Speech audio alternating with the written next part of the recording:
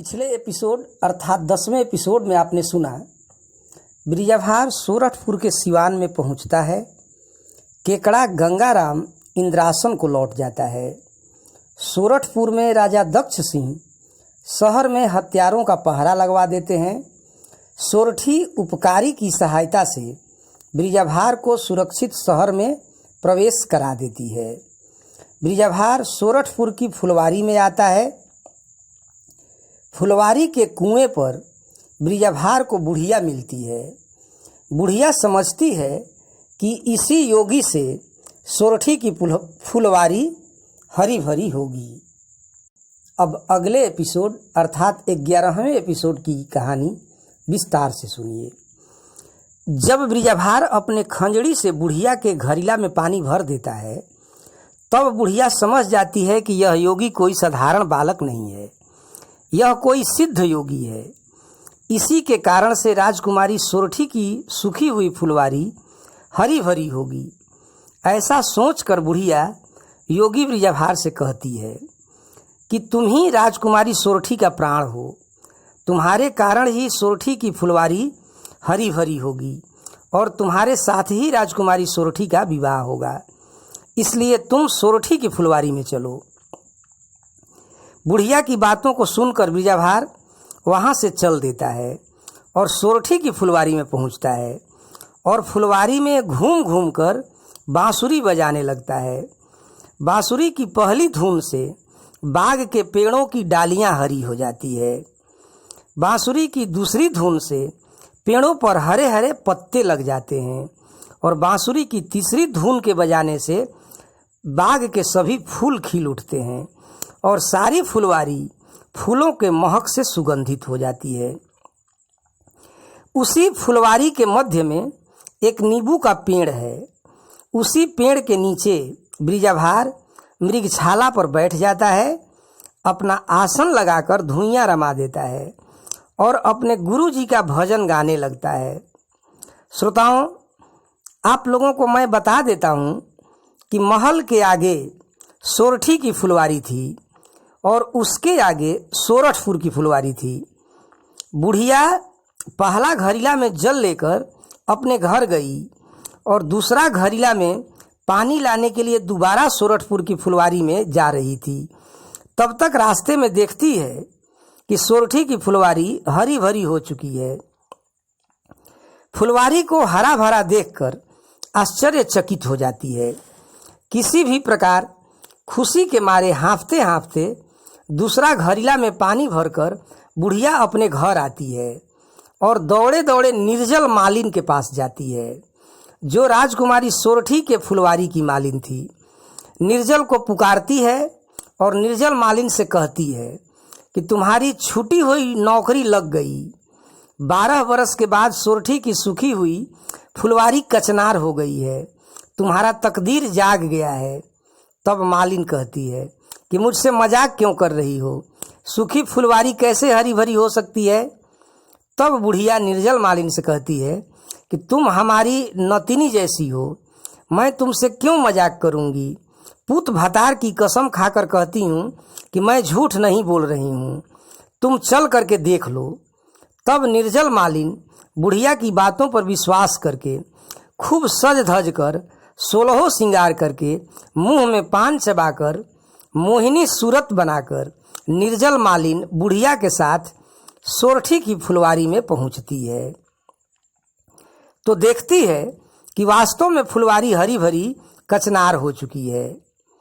खुशी से फुलवारी में झूमने लगती है। पूरे फुलवारी में घूम घूम कर फूलों को देखने लगती है। फुलवारी से बहुत सारा फल तोड़कर मालिन बुढ़िया को देती है और बुढ़िया फलों को लेकर अपने घर चली जाती है। तब निर्जल मालिन फुलवारी में घूमते घूमते फुलवारी के मध्य में जाती है तो जोगी पर उसकी नज़र जाती है। तो जोगी पर क्रोधित हो जाती है और योगी से कहती है कि इतने दिनों से फुलवारी सूखी हुई थी तो कोई लौड़े का पूत यहाँ नहीं आया, परंतु जैसे ही फुलवारी हरी भरी हो गई तो तुम यहाँ आकर आसन जमा कर बैठ गए। अपना कुशल चाहते हो तो यहाँ से चले जाओ।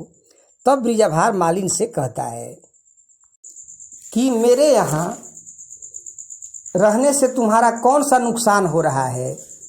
मैं तुम्हारे फुलवारी में रहकर तुम्हारे फुलवारी की देखभाल करूँगा और रोज़ पहला डाली का फूल तोड़कर मैं तुम्हें दूंगा। मुझे फुलवारी में रहने दो। योगी की बातों को सुनकर मालिन और भी क्रोधित हो जाती है और योगी का आसन कमंडल सब उठाकर फेंक देती है और योगी को धक्का मारकर फुलवारी से बाहर कर देती है और बहुत सारा फल फूल लेकर सोरठी के महल की ओर जाने लगती है। तब तक ब्रिजाभार उल्टा खंजड़ी बजा देता है और फुलवारी फिर से सूख जाती है। जिस फल फूल को लेकर मालिन जा रही थी वह सारा फल फूल आकाश में उड़ जाता है। जब सिर पर रखी फल फूल की डाली मालिन को हल्की लगने लगती है तब डाली को उतार कर मालिन देखती है तो उसमें कोई भी फल फूल डाली में नहीं रहता है। तो छाती पीट पीट कर अफसोस करने लगती है कि अब किस मुंह से रानी के यहाँ जाऊं। यदि फल फूल लेकर महल में जाती और बताती कि सोरठी की फुलवारी फिर से हरी भरी हो गई है तो और रानी को यह खुशखबरी सुनाती तो राजमहल में लोग कितने प्रसन्न होते, मुझे कितना इनाम मिलता, परंतु सब हमारे आशा पर पानी फिर गया। ऐसा सोचते सोचते मालिन फुलवारी में पुनः लौटने लगती है और सोचती है कि जिस योगी को हमने फुलवारी से बाहर निकाला है हो न हो यह सब उसी योगी का करामात तो नहीं है। और फुलवारी में जाकर चारों ओर उस योगी को खोजने लगती है, परंतु खोजते खोजते मालिन थक जाती है। उसे कहीं भी योगी दिखाई नहीं देता है। तब निर्जल मालिन निराश होकर फुलवारी में बैठकर रोने लगती है। यह सब दृश्य नदी के तीर पर बैठा योगी ब्रिजाभार देखता रहता है और वहीं से ब्रिजाभार अपनी बांसुरी बजाने लगता है। बांसुरी की आवाज़ को सुनकर निर्जल मालिन नदी के तट पर योगी के पास पहुंचती है और योगी के पैर पर गिरकर रोने लगती है, गिड़गिड़ाने लगती है, कहती है कि हमारी गलती माफ़ कर दो, हमारी फुलवारी चलो, हम रोज़ पहला डाली फूल आपको चढ़ाएंगे, रात दिन आपकी सेवा करेंगे, आप चलकर हमारी फुलवारी में ही रहो। तब ब्रिजाभार मालिन से कहता है कि अब हम तुम्हारे फुलवारी में नहीं जाएंगे, हमारा मनसा पूरा हो चुका है। अर्थात योगी फुलवारी में जाने से इनकार कर देता है। तब मालिन योगी का पैर पकड़कर विनती करने लगती है और कहती है कि 12 वर्ष से हमारा रोजी रोटी खत्म हो चुका था। योगी बाबा, अब आप मेरी रोजी रोटी लगवा दो, तुम मेरे लिए दीनानाथ के समान हो, तुम मुझे माफ़ कर दो और मेरे साथ फुलवारी में चलो। तब निर्जल मालिन की बातों को सुनकर ब्रिजाभार मान जाता है और मालिन के साथ सोरठी की फुलवारी में पहुंचता है और घूम घूम कर फुलवारी में बांसुरी बजाने लगता है। तब फुलवारी फिर से हरी भरी हो जाती है और उसी फुलवारी में गूलर के पेड़ के नीचे मालिन योगी का आसन लगा देती है। आसन पर योगी को बैठाती है और बाग से लकड़ी को चुन कर लाती है और योगी का धुइयां रमाती है। फिर पहला डाली का फूल तोड़कर योगी को चढ़ा देती है और दूसरा डाली का फूल सोरठी के लिए तोड़ने बाग में जाती है। तब इधर ब्रिजाभार फूलों को गूंथकर एक हार तैयार कर देता है। ऐसा हार तैयार करता है जिसमें फूलों के बीच में हीरा और मोती गूंथा हुआ है और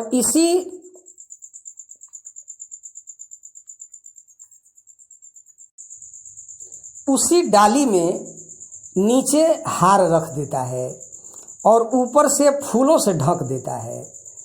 तब तक मालिन दूसरी डाली का फूल तोड़कर योगी के पास आती है और योगी से कहती है कि सोरठी को पूजा के लिए देर हो रहा है, मैं इन फूलों को लेकर महल में जा रही हूँ, आप आदेश दो तो मैं महल में जाऊँ। तब ब्रिजाभार मालिन से कहता है कि तुम महल में फूल लेकर जाओ, परंतु साथ में पहली डाली का फूल भी लेते जाओ। जिस डाली का फूल मुझे चढ़ाई हो उसे भी अपने साथ लेते जाओ। तुमको बहुत ढेर सारा इनाम मिलेगा। दोनों डाली का फूल लेकर मालिन महल में सोरठी के पास पहुंचती है। तो मालिन को देखकर सोरठी आश्चर्यचकित होकर मालिन से पूछती है कि 12 वर्ष में तुम एक दिन भी मेरे पास फूल लेकर नहीं आई, आज अचानक कैसे फूल लेकर आई? इतने दिनों में तो तुमने अपनी सूरत तक महल में नहीं दिखाया, आज किस दया से महल में आई? तब निर्जल मालिन कहती है कि बीबी जी 12 बरस से तो फुलवारी सूखी हुई थी, कहाँ से फूल लेकर आती? आज ही तो फुलवारी हरियर हुआ है, इसलिए आज फूल लेकर आपके पास आई हूँ। मालिन के बातों को सुनकर सोरठी मन में समझ जाती है कि योगी ब्रिजाभार आ गए हैं हमारी फुलवारी में। तो फूलों को उठाकर सोरठी देखने लगती है। तो हीरा मोती और मणि से गुथा हुआ हार को देखकर सोरठी मालिन से पूछती है कि सच्ची सच्ची बताओ मालिन कि 12 वर्ष से सूखी फुलवारी आज कैसे हरियर हो गया? तब मालिन सोरठी से कहती है कि बीबी जी, फुलवारी में एक योगी आया है, उसी ने फुलवारी को हरा भरा किया है। देखने में तो बालक जैसा है, परंतु गुणों का थाह नहीं लग रहा है, गुणों में अथाह है। देखने में तो इतना सुंदर है कि उसकी सुंदरता की बड़ाई मैं अपने मुख से नहीं कर सकती। मालिन की बातों को सुनकर सोरठी को पूर्ण विश्वास हो जाता है कि बाग में आया योगी कोई और नहीं, ब्रिजाभार ही है। तब सोरठी मालिन निर्जल से कहती है कि मैं भी तुम्हारे साथ फुलवारी में चलूँगी और योगी का दर्शन करूँगी। तब सोरठी अपना पूरा श्रृंगार करती है, दक्षिण की साड़ी पहनती है, कसमस चोली पहनती है, झिलमिल चादर ओढ़ती है और अपने सखियों के साथ मालिन को लेकर फुलवारी में पहुंचती है। सोरठी को फुलवारी में देखकर सारे फल फूल खुशी से झूमने लगते हैं, सारा दृश्य मनमोहक हो जाता है। तब सोरठी योगी ब्रिजाभार के पास पहुंचती है। ब्रिजाभार को देखकर अत्यंत प्रसन्न होती है। योगी भी सोरठी को देखता है, दोनों की नज़रें चार होती हैं। प्रेम के कारण दोनों के आंखों में नीर बहने लगता है। फिर सोरठी ब्रिजाभार से उसके कुशलता के बारे में पूछती है। तो ब्रिजाभार कहता है कि हमारा कुशल क्या पूछ रही हो, तुम्हारे कारण ही तो मैं योग साधा हूँ, अर्थात योगी बना हूँ। कितना दुख और विपत्ति को सहते सहते तो मैं तुम्हारे पास आया हूँ, तुम अपनी कुशलता के बारे में बताओ। कितने दिनों का मैंने तुमसे वादा किया था, आज जाकर करार पूरा हुआ। तब ब्रिजाभार के मुंह से ऐसा वचन सुनकर सोरठी सभी सखियों को फूल तोड़ने भेज देती है और ब्रिजाभार से कहती है कि कल आधी रात को मैं बाग में आऊँगी और तुम मुझे लेकर यहाँ से चलना। इतने दिनों से इसी दिन का तो मैं इंतजार कर रही थी, आप तैयार रहना। इतना कहकर सोरठी अपने सखियों को साथ लेकर अपने महल में चली जाती है और योगी फुलवारी में योग साधना करने लगता है और मालिन योगी की सेवा करने लगती है। योगी की सेवा करते करते मालिन निर्जल योगी पर मोहित हो जाती है और योगी से कहती है कि तुम हमसे विवाह कर लो।